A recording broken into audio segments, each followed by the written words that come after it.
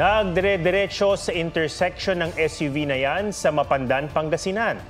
Nasagi nito ang harapan ng isa pang SUV bago tumagilid at dumagan sa mga motorsiklo na nag-aabang din sa intersection. Sugatan ng mag-inang sakay ng isang motorsiklo, gayon din ang isa pang rider. Aktibo umano ang kampo ni dating Pangulong Rodrigo Duterte sa planong destabilization laban kay Pangulong Bongbong Marcos. Ayon yan kay dating Senador Antonio Trillanes. Malapit na raw kasing ilabas ng International Criminal Court o ICC ang arrest warrant laban sa dating Pangulo at iba pang sangkot sa war on drugs. Narito po ang aking report. May bago umanong mga plano para pabagsakin ang administrasyon ni Pangulong Bongbong Marcos ayon kay dating Senador Antonio Trillanes IV. Meron ng mga na-identify na active PNP personnel na Davao Group na involved dyan sa mga ouster plots. Yung retired na PNP tsaka active, talagang kasama na sila. Yung namang retired AFP na former senior officials ng Duterte administration, sila naman yung nagre-recruit sa active AFP officers. Pero so far, wala pa nga sila nare-recruit. Ang nasa likod daw nito ang kampo ni dating Pangulong Rodrigo Duterte. Pagka napatalsik nila si President Marcos, iuupo nila si Sara Duterte. Sabi pa ni Trillanes, bahagi ng ouster plot ang investigasyon ng Senado tungkol sa umano'y PIDEA leaks na nag-uugnay kay Pangulong Marcos sa droga. Pero hindi raw niya sinasabing bahagi si Senator Bato de la Rosa ng ouster plot. Pero sabi ni de la Rosa, "This is my mandate. Kailangan gawin ko. Otherwise, I will be remiss of my duties kung hindi ako mag-conduct na investigation." Nobody dictated me. Nobody. Not even President Duterte. Sabi ng PNP, wala silang namomonitor na destabilization plot sa kanilang hanay. Panawagan nila kay Trillanes, "Please spare the PNP.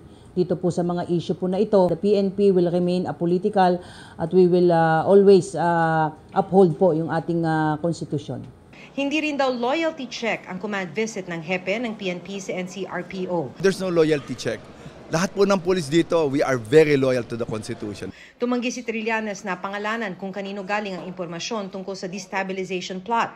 Pero anya may kinalaman ito sa napipintong paglabas ng International Criminal Court o ICC ng warrant of arrest kay Duterte kaugnay ng war on drugs. In-expect natin ito mga June at kung mag-spill over man to July. At this will come in batches. The first batch, si Duterte. The second batch, baka sina Bongo, Bato, at si Vice President Sara Duterte. Go ahead, make my day, Mr. Trillanes. Kahit sumama ka pa, mag-serve ng warrant. Sumama ka, ikaw mismo magpusa sa akin. Sabi ng dating tagapagsalita ni Duterte na si Attorney Harry Roque, wala nang saysayang anumang arrest warrant dahil hindi na miyembro ang Pilipinas ng ICC. Sinusubukan pa naming makuhanan ng pahayag ang mag-amang Duterte at si Senator Bongo. Dati nang sinabi ng ICC sa GMA Integrated News na di sila magkokomento sa operational matters kaugnay sa mga isinasagawang investigasyon. Humarap sa pagdinig ng Senado ang veteran actress na si Maricel Soriano at mariin niyang itinanggi na may alam siya sa umano'y confidential na mga dokumento ng PIDEA. Unang-una po, hindi ko alam tungkol sa mga dokumento. Wala po akong alam. May property ka ba sa Rockwell? Opo. Hanggang 2012 po, nabenta ko na ho yun. Wala na ako doon. Located at Rockwell. Ipinatawag si Soriano para bigyang linaw ang mga aligasyon ng dating PIDEA agent na si Jonathan Morales na nakapirma sa dokumento at nakakuha ng impormasyon mula sa isang informant noong 2012. Dati nang itinanggi ng PIDEA na may ganitong dokumento. Ginisa rin sa pagdinig si Morales. Kunestyon ni Senator Jinggoy Estrada ang pagdadawit niya sa ilang personalidad. Pero hindi na raw maalala ni Morales ang pangalan ng informant niya. Nauna nang tinawanan ni Pangulong Marcos ang pagkakadawit ng kanyang pangalan sa umano'y mga PIDEA documents. Inulan ng ilang lugar habang nakararanas pa rin ng matinding init ang ibang bahagi ng bansa. The worst is over na nga ba sa El Nino? May report si Mariz Umali. Oh my God! Kusog kayong ulan! Sinabayan ng malakas na hangin ang pagbuhos ng ulan sa Carmen, Cotabato. Madam! Ala! Ala! Nasira tuloy ang ilang tolda at nabasa ang mga paninda. Ayan, nasira na ang aming pesto! Pabugso-bugso rin ang ulan sa Coronadal City. Pero sa Dilasag, Aurora, nakapanggigitata pa rin ang init na sinabayan pa ng brownout. Kaya napilitang magklase sa ilalim ng mga puno ang ilang estudyante.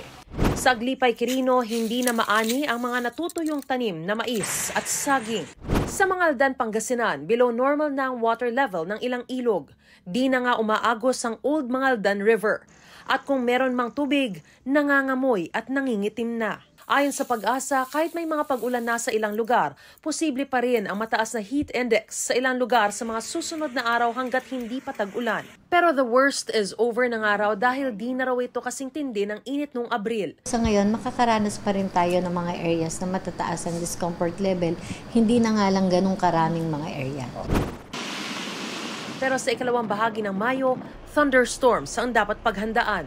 Second half, may mga areas pa rin na medyo mainit, pero mostly mas marami na tayo mararanasan ng mga local thunderstorm activities. Even though without El Nino, ay nangyayari yan kapag malapit na yung tag-ulan natin. Dahil sa nagbabagong klima, kailangang paghandaan ang mas mapaminsalang pag-uulan at pagbaha na inaasahan sa pagpasok ng La Nina sa huling bahagi ng taon. We will be expecting wetter weather during La Nina stages. So, yun po, yun po yung kailangan paghandaan, but at the same time, kailangan ng maging mas urgent yung mga policies. Alarming is an understatement. Dapat nating paghandaan, syempre, yung ating mga flood-prone areas kung sakaling magkaroon ng La Nina. May ipinresinta ng plano ang Department of Public Works and Highways bilang tugon sa mga inaasahang pagbaha. Mariz Umali nagbabalita para sa GMA Integrated News. Nagbabala ang LTO laban sa bagong text scam. Ang mensahe tungkol umano sa traffic violation at pinagbabayad ng multa ang mga nakatatanggap nito. May report si Katrina Son.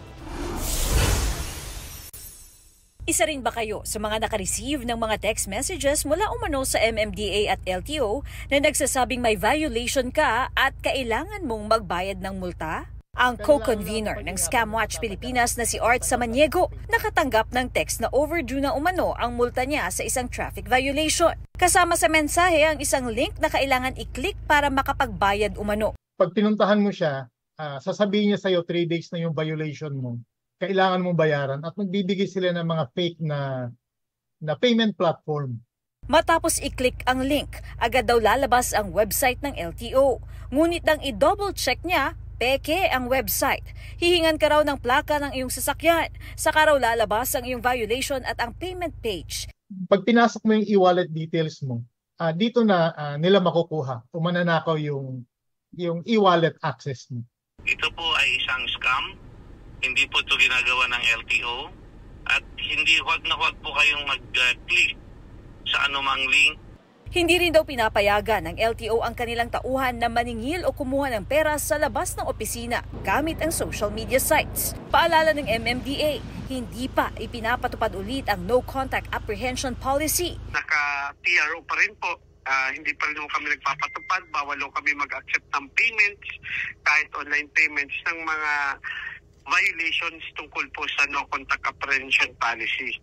Iniimbestigahan na ito ng DICT. Lumalabas daw na ang gumagawa ng text scams ay nasa Pilipinas. Pero hindi natin dinidiscount yung possibility they are connected to a wider net of syndicates of organized cyber criminals.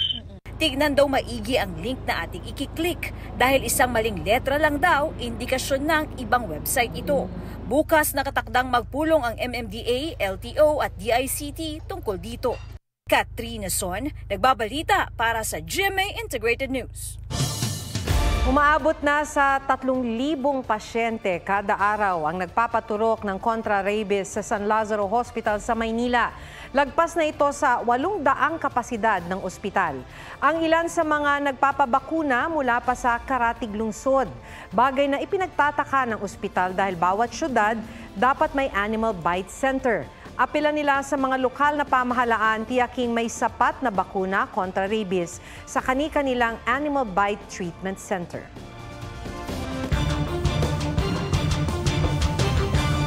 Nahuli ka ang mga rambulan ng 2 grupo ng kabataan sa Cebu City.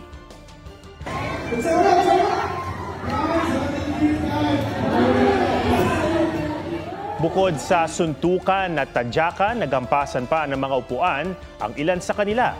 Dinig sa video ang mga tao sa paligid na naghihiyawan at nagpapalakpakan pa. Naawat sila nang dumating ang mga pulis. Nagsimula raw ang gulo matapos manuntok ang isang lasing na lalaki. Sinita kasi siya ng isang grupo matapos na sundan ng kasama nilang babae.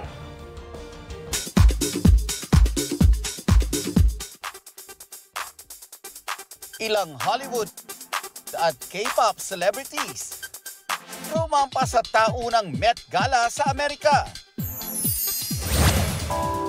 David Licauco, naramdaman na raw agad ang resulta ng isinagawang procedure para sa kanyang sleep apnea. Sa lahat ng mga sumusuporta sa akin, super appreciate you guys for praying for me for my operation. OG Diaz, handa raw harapin ang kasong online libel na isinampa sa kanya ni Bea Alonso. Hindi rin daw siya galit sa aktres. Nelson Canlas, nagbabalita para sa GMA Integrated News.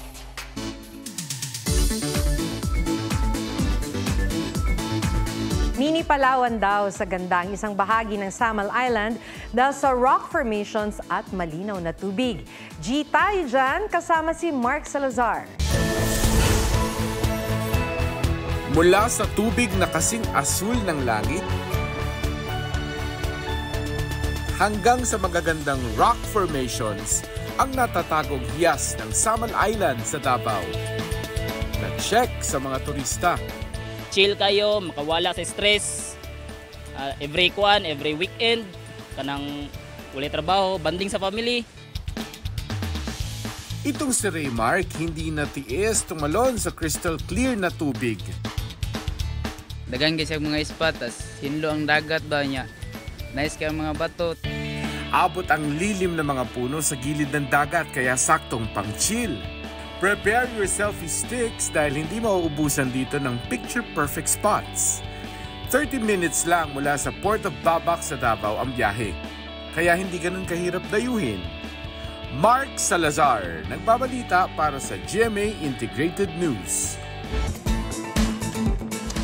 Mala-ninja o spy ang galawan ng isang lalaking ayaw maarawan. Ang kanyang diskarte, pusuan sa report ni Ian Cruz. Si Kuya tila nasa rejuve o rejuvenating era o sa paghahabol ng lilim. Para di lang umitim. Comment tuloy ng netizen. Late ako na-inform, sunog ako.